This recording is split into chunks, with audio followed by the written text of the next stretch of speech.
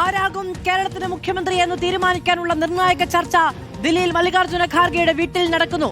കേരളത്തിൽ നിന്നുള്ള 4 നേതാക്കൾ സണ്ണി ജോസഫ്, കെ.സി. വേണുഗോപാൽ, രമേശ് ചെന്നിത്തല, വി.ഡി. സതീശൻ എന്നിവർ അവിടെയുണ്ട്. അതിനൊപ്പം രാഹുൽ ഗാന്ധിയുമുണ്ട്. മല്ലികാർജ്ജുന ഖാർഗെ മീറ്റിംഗിൽ പങ്കെടുക്കുന്നുണ്ട്. അല്പസമയത്തിനകം തീരുമാനം പുറത്തേക്ക് വരുമെന്നാണ് നമുക്ക് മനസ്സിലാക്കാൻ കഴിയുന്നത്. 3 നേതാക്കളും കെ.സി. വേണുഗോപാലും രമേശ് ചെന്നിത്തലയും വി.ഡി. സതീശനും സ്വന്തം അവകാശവാദം മുന്നോട്ട് വെച്ചിരിക്കുന്നു. എംഎൽഎമാരുടെ പിന്തുണ തനിക്കാണ് കൂടുതലെന്ന് കെ.സി. വേണുഗോപാൽ വ്യക്തമാക്കി കഴിഞ്ഞിരിക്കുന്നു. അത് പരിഗണിക്കണം. എംഎൽഎമാരുടെ വികാരമാണ് കേരളത്തിന്റെ വികാരമെന്ന് കെ.സി. അവകാശവാദം ഉന്നയിച്ചിരിക്കുന്നു. സീനിയോറിറ്റി പരിഗണിക്കണം. സോണിയാഗാന്ധിയുടെ തീരുമാനം, സോണിയാഗാന്ധി ആയിരിക്കണം ആ ചർച്ചയിൽ ഇടപെടേണ്ടത്, തീരുമാനം പ്രഖ്യാപിക്കേണ്ടത് എന്ന് രമേശ് ചെന്നിത്തലയും നിലപാടെടുത്തിരിക്കുന്നു എന്നതാണ് നമുക്ക് ഇപ്പോൾ ലഭ്യമാകുന്ന വിവരം. പി ആർ സുനിൽ വിവരങ്ങളുമായി ചേരുകയാണ്. സുനിൽ, ഒറ്റ ചോദ്യമാണ്, ആരായിരിക്കും മുഖ്യൻ?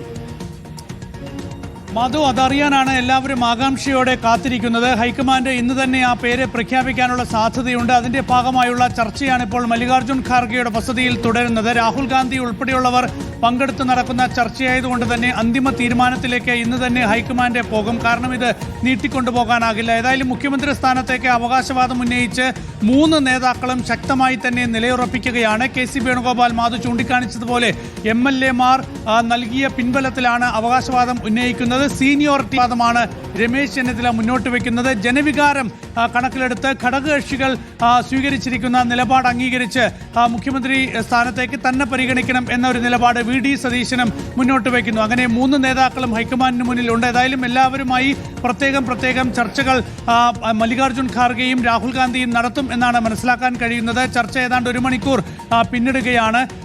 ഈ ചർച്ചയ്ക്ക് ശേഷം ഹൈക്കമാൻഡ് സ്വാഭാവികമായും മറ്റ് സംസ്ഥാനങ്ങളിൽ എടുത്തിട്ടുള്ള തീരുമാനം പോലെ തന്നെ എംഎൽഎമാരുടെ പിൻബലത്തിന്റെ അടിസ്ഥാനത്തിൽ ഒരു നിലപാട് അറിയിക്കും. അത് അംഗീകരിക്കില്ല എന്ന് രമേശ് ചെന്നിത്തലയും വി.ഡി. സതീശനും പറയുകയാണെങ്കിൽ, കാരണം നമുക്കറിയാം 43-ലധികം എംഎൽഎമാർ പിന്തുണച്ചിരിക്കുന്നത് കെ.സി. വേണുഗോപാലിനെയാണ്. അപ്പോൾ അത് അംഗീകരിക്കില്ല എന്ന നിലപാട് സ്വീകരിക്കുകയാണെങ്കിൽ അത്തരമൊരു പ്രത്യേക സാഹചര്യമുണ്ടോ എന്നത് ഹൈക്കമാൻഡ് പരിശോധിക്കും. അതിനുശേഷമായിരിക്കും ഒരു അന്തിമ തീരുമാനം പ്രഖ്യാപിക്കുക. ഏതായാലും നിലവിൽ പ്രധാനപ്പെട്ട AICC നേതാക്കൾ നൽകുന്ന സൂചനയനുസരിച്ച് ഇതുവരെ മുഖ്യമന്ത്രിമാരെ തീരുമാനിക്കാൻ എടുത്തിട്ടുള്ള കീഴ്വഴക്കങ്ങളിൽ, നടപടിക്രമങ്ങളിൽ എന്തെങ്കിലും മാറ്റം വരാനുള്ള സാധ്യത കുറവാണ് എന്നതാണ്.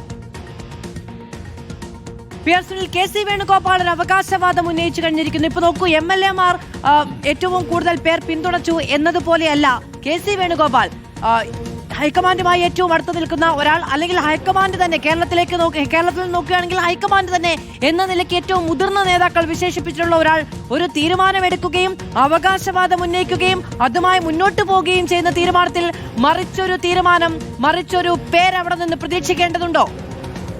മധു, തൽക്കാലം അങ്ങനെ നമുക്ക് പ്രതീക്ഷിക്കാനാകില്ല. കാരണം നമ്മളിപ്പോൾ ചർച്ച ചെയ്യുന്ന പോലെ തന്നെ എംഎൽഎമാരിൽ ഭൂരിഭാഗം പേരും കെ.സി. വേണുഗോപാലിനാണ് പിന്തുണ നൽകിയിരിക്കുന്നത്. സ്വാഭാവികമായും അത് ഹൈക്കമാൻഡിന് മുന്നിൽ പ്രധാനപ്പെട്ട ഒരു വിഷയം തന്നെയാണ്. സംസ്ഥാന നിയമസഭയിൽ എംഎൽഎമാരിൽ, അതായത് കോൺഗ്രസിൻ്റെതായിട്ടുള്ള എംഎൽഎമാരിൽ ഭൂരിഭാഗം പേരും പിന്തുണയ്ക്കുന്ന നേതാവിനെയാണ് നിയമസഭാ കക്ഷി നേതാവായി തെരഞ്ഞെടുക്കുക.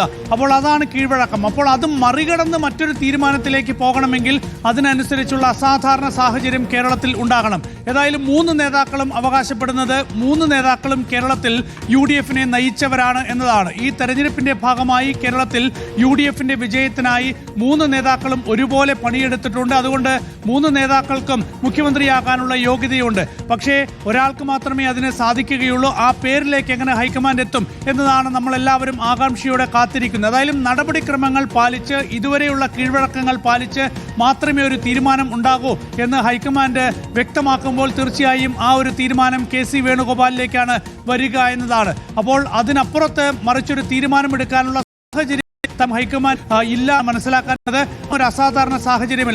മുസ്ലിം ലീഗ് അടക്കമുള്ള ഘടകകക്ഷികൾ ഹൈക്കമാൻഡ് പ്രതിനിധികളെ അവരുടെ നിലപാട് അറിയിക്കുകയും ചെയ്തിട്ടുണ്ട്. ലീഗ് നേതാക്കൾ ഹൈക്കമാൻഡിനെ അറിയിച്ചിരിക്കുന്നത് ജനവികാരം പരിഗണിക്കണം, ഉപതെരഞ്ഞെടുപ്പോഴുണ്ടാകുന്ന ആശങ്ക, ഈ 2 വിഷയമാണ് ലീഗ് പ്രധാനമായും ഹൈക്കമാൻഡ് പ്രതിനിധികളെ അറിയിച്ചിരിക്കുന്നത്. ഏതായാലും കോൺഗ്രസിനെ സംബന്ധിച്ചിടത്തോളം ഇത് കോൺഗ്രസിന്റെ ആഭ്യന്തര വിഷയമാണ്.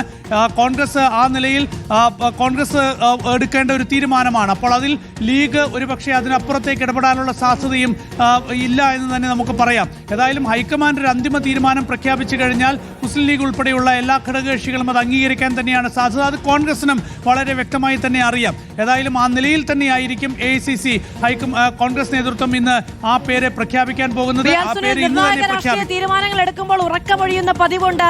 ഹൈക്കമാൻഡ് നേതാക്കൾക്കും ഒപ്പം ദില്ലി രാഷ്ട്രീയം കൈകാര്യം ചെയ്യുന്ന മലയാളി മാധ്യമ പ്രവർത്തകർക്കും അർദ്ധരാത്രി താണ്ടുമോ? മധു, അങ്ങനെ അതിനുള്ള സാധ്യതയും തള്ളിക്കളയേണ്ട. ഏതായാലും ഇത് വളരെ പ്രധാനപ്പെട്ട ഒരു വിഷയം തന്നെയാണ്. ഇവിടെ ഒരാളെ തീരുമാനിക്കുമ്പോൾ മറ്റ് രണ്ടുപേരെ അനുനയിപ്പിക്കേണ്ട സാഹചര്യമുണ്ട്. മറ്റ് രണ്ടുപേരെ അനുനയിപ്പിക്കണം. കാരണം മുഖ്യമന്ത്രിയാക്കണം എന്നാവശ്യപ്പെട്ട് കഴിഞ്ഞ ദിവസങ്ങളിലൊക്കെ തന്നെ കേരളത്തിന്റെ തെരുവുകളിൽ കണ്ടത് വലിയ പ്രതിഷേധ കാഴ്ചയാണ്. നേതാക്കൾ തമ്മിൽ കടിച്ചു കീറുന്ന കാഴ്ചയാണ്. അവരുടെ അണികൾ പരസ്പരം പ്ലക്കാർഡുകൾ വലിച്ചു കീറുന്ന കാഴ്ചയാണ്. അപ്പോൾ കോൺഗ്രസിൽ അത്തരം കാഴ്ചകൾ ഇതിനകം തന്നെ കണ്ടു കഴിഞ്ഞു. അപ്പോൾ ഇനി മുഖ്യമന്ത്രി സ്ഥാനത്തേക്ക് പരിഗണിക്കില്ല എന്ന് വന്നാൽ എങ്ങനെയായിരിക്കും ഈ പറയുന്ന ആളുകളൊക്കെ തന്നെ പ്രതികരിക്കുക? എന്തായിരിക്കും കേരളത്തിലെ സാഹചര്യം എന്നത് വളരെ പ്രധാനപ്പെട്ട വിഷയമാണ്. അതുകൊണ്ട് അവിടെ ഒരു സമവായ ചർച്ചകൾ നടത്തേണ്ടത് അത്യാവശ്യമാണ്. അപ്പോൾ ഒരു പേരിലേക്ക് എത്തുമ്പോൾ മറ്റ് രണ്ട് നേതാക്കളെ അനുനയിപ്പിച്ച് കൂടെ നിർത്താൻ സാധിക്കണം.